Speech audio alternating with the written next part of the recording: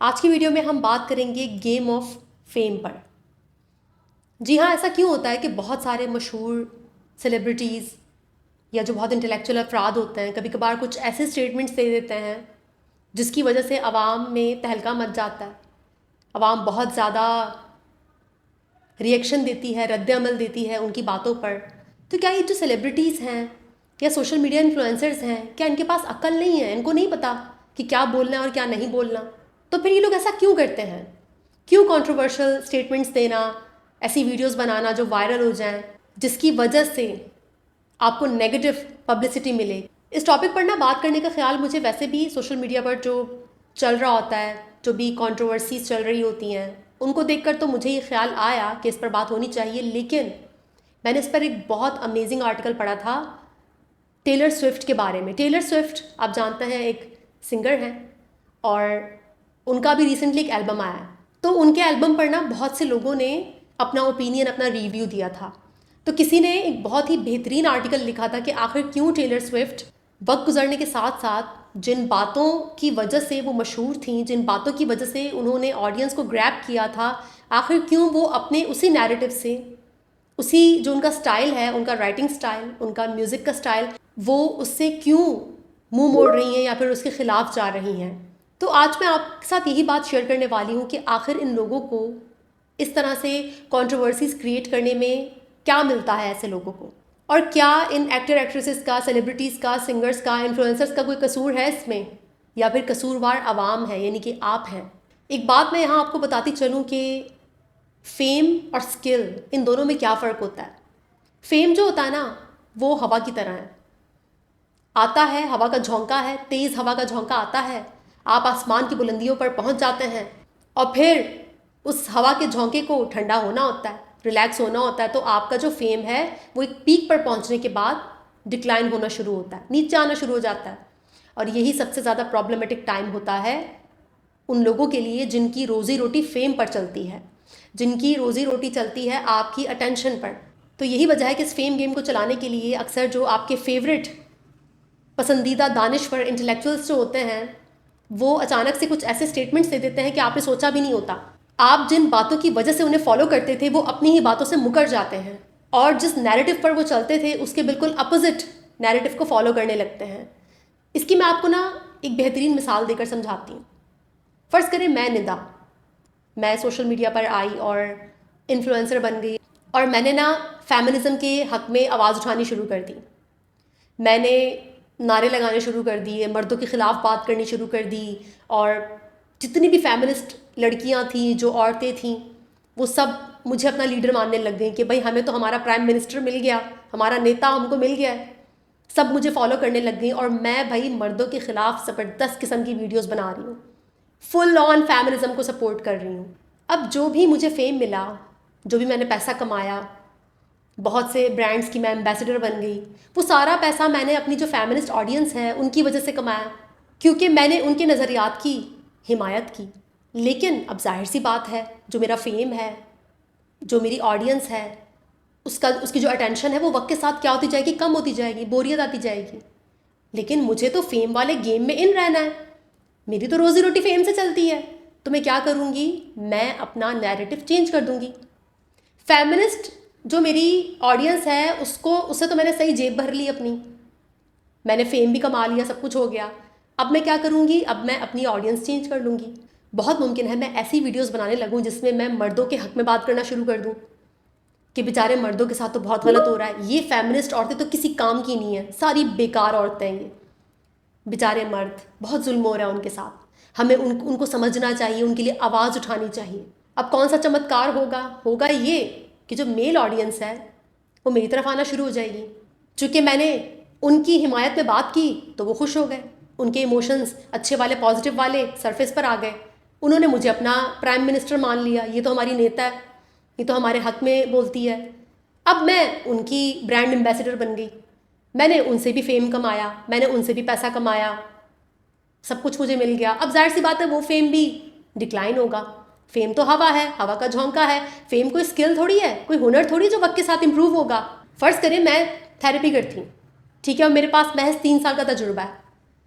अब सोचें मैं थेरेपी करती जाऊँ, 10 साल, 15 साल, 20 साल, 25 साल, तो उसके बाद मेरा हुनर कितना इम्प्रूव हो जाएगा ना, मेरा जो थेरेपी का स्किल है वो बेहतरीन होता जाएगा। लेकिन फेम ऐसा नहीं होता, फेम वक्त के साथ डिक्लाइन होता है। और यही वजह है कि आपको गेम में इन रहना होता है, आपको बार बार नैरेटिव चेंज करने होंगे ताकि कैपिटलिज्म में आप हर किस्म की ऑडियंस को टारगेट करें और उनसे अपनी जेब भरें। और चूंकि ऑडियंस तो इमोशन से भरी पड़ी हुई है, उनकी लाइफ में मसले हैं वो उनसे हल नहीं होते, मियाँ बीवी की बन नहीं रही, इमोशंस जो है वो भरे पड़े हुए अंदर। तो जहाँ पर वो नैरेटिव सुनते हैं जो उनको अच्छा लगता है सुनना, तो वो उन्हें फॉलो करना शुरू कर देते हैं। बस यही बात है, यही फेम का गेम है और आप इस गेम को समझते नहीं।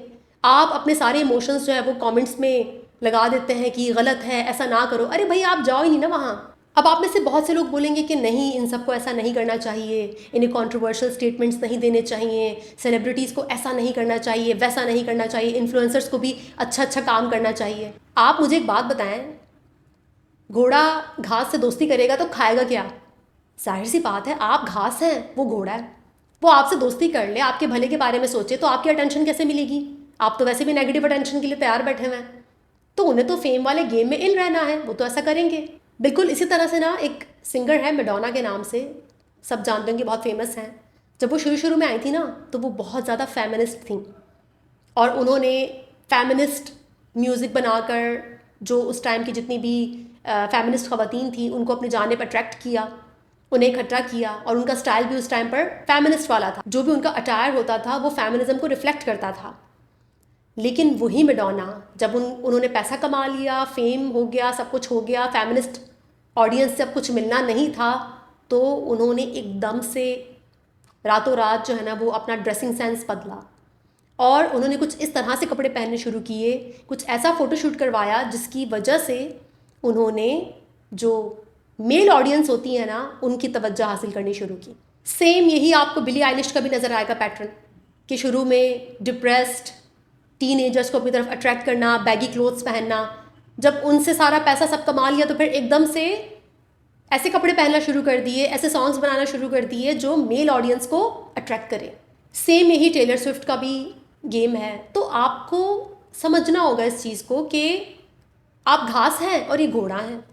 अगर पाकिस्तान का कोई छोटा इन्फ्लुएंसर भी है और वो भी इस तरह से करता है नेगेटिव पब्लिसिटी के लिए, तो ये उसकी जॉब है, ये उसकी रोज़ी रोटी है, वो ऐसा करेगा। उसको गेम में इन रहना है, उसको पता है कि फेम डिक्लाइन होता है और आपको बार बार कुछ ना कुछ ऐसा करना होगा कि आपका फेम इंक्रीज़ हो। फेम कोई स्किल नहीं है जो वक्त के साथ बेहतर होगी, और लोग ना बोरियत का शिकार हो जाते हैं। किसी टाइम पर मैं खुद भी अपने इस चैनल से बोर आ जाऊंगी। ये नेचुरल है, हर चीज़ को डिक्लाइन होना होता है, हर चीज़ का ज़वाल है, हर चीज़ ने ज़ीरो पर फिर से जाना है। 100 के बाद, 100 के बाद वो ज़ीरो पर जाएगी। लेकिन प्रॉब्लम ये है कि इस बात को हज़म करना बहुत मुश्किल होता है, इसके लिए अपने आप को प्रिपेयर करना बहुत मुश्किल होता है। आपको अगर किसी को फॉलो करना है तो अंधाधुन मत कीजिए, कुछ सीखने के लिए कीजिए कि यार मुझे ना यहाँ से कुछ सीखने को मिल रहा है। बस ज़रूरी नहीं है कि इस लड़की से, इस लड़के से, इस इन्फ्लुएंसर से ना मेरा हर नज़रिया या मेरी हर सोच मैच होगी, ऐसा नहीं हो सकता। बस सीखिए और वहाँ से चले जाइए। आपको किसी का ना अंधाधुन दीवाना पागल फॉलोअर बनने की ज़रूरत नहीं है, क्योंकि आप घास हैं और वो घोड़े हैं। और फिर आप रोइएगा मत कि मुझे खा लिया। आपको गेम का पता होना चाहिए, फेम का गेम ऐसा ही है और ये ऐसे ही चलता है। तो जितने भी इन्फ्लुएंसर्स हैं वो गलत नहीं हैं, वो अपनी जगह बिल्कुल दुरुस्त हैं। सोशल मीडिया नेगेटिव अटेंशन पर चलता है, वो एल्गोरिथम भी ऐसा है। प्रॉब्लम आपकी है, प्रॉब्लम आवाम की है जो इतनी इंटेलिजेंट नहीं है कि इस गेम को समझ सके। और अगर आपको गेम समझ आ गई और फिर भी आप किसी को पसंद करते हैं, किसी के साथ जुड़े हुए, तो एक्सेप्ट कीजिए कि हाँ मैं रिलेट कर सकता हूँ, दैट्स वाई, सिंपल। और बहुत माइंडफुल होकर फॉलो कीजिए, क्योंकि बहुत मुमकिन है कि जिसे आप फॉलो कर रहे हैं वो भी अपनी लाइफ में इवॉल्व हो जाए, आगे निकल जाए। या फिर हो सकता है कि आप इवॉल्व हो जाएं और उसे छोड़ कर चले जाएं। या फिर ये जो फेम गेम वाला चक्कर है जो मैंने आपको समझाया, या फिर ये हो सकता है कि इवॉल्व कोई नहीं हो रहा, डिफरेंट नैरेटिव्स का इस्तेमाल करके ऑडियंस से अटेंशन और पैसा निकलवाया जा रहा है, दैट्स इट। तो आज तक अगर आप इंटेलेक्चुअल्स को, सेलिब्रिटीज़ को या इन्फ्लुएंसर्स को बहुत बेवकूफ़, इम्पल्सिव और स्टूपिड समझ रहे थे, स्टूपिड वो नहीं है, स्टूपिड आप हैं जो इस गेम के बारे में कुछ नहीं जानते। मैं जानती हूँ बहुत से लोगों को मेरी बात बुरी लगेगी, लेकिन मेरा तो काम ही रियलिटी चेक देना है, ये मेरा बिजनेस है, मेरा बिजनेस रियलिटी चेक्स देना है। मेरा काम आपको रियलिटी चेक्स देना है क्योंकि मैं थेरेपिस्ट हूँ, मेरा काम ही ये है आपको आपके इमोशंस के बारे में समझाना और आपको रियलिटी चेक देना, बस यही मेरी जॉब है। वीडियो को यहीं पर ख़त्म करते हैं, इंशाल्लाह नेक्स्ट वीडियो में मुलाकात होगी। तब तक के लिए अपना बहुत ख्याल रखिएगा और घास मत बनिएगा। Thank you so much.